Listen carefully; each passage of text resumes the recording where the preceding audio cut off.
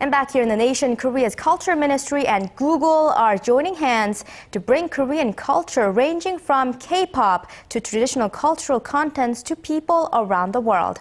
Our cultural correspondent Park Ji-won reports. Korean Culture Minister Yoo Jin-young and Google CEO Eric Schmidt said Wednesday the Korean government and Google will work together to bring Korean cultural content online. Schmidt also said Google will provide financial support to the Hangul Museum, set to open next year, but did not specify the amount. The announcement was made at a press conference at the Hangul Museum in Seoul on Wednesday.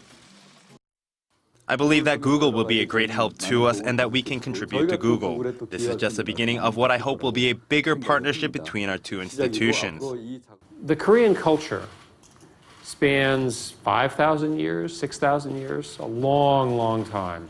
Google is very old. Google is 15 years old, right? So as a respectful but ambitious teenager, it's a pleasure for me to learn from both the richness of Korea's culture, but also to help share it with the rest of the world. Google has been adding cultural content from Korea to its online platforms since 2011, with everything from K-pop concerts and films to modern and traditional art. For example, people can see cultural heritage items from the National Museum of Korea online.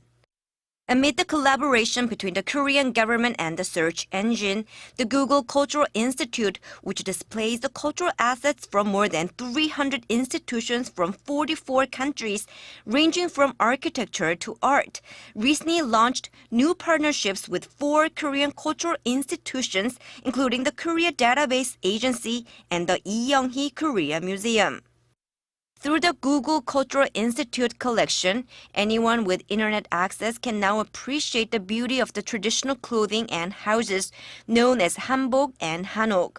Altogether, the site will display some 10,000 Korean cultural items. The government expects the collaboration with Google to help carry Korean cultural content from K-pop to more traditional arts to more people around the world. Park Ji-won, Arirang News.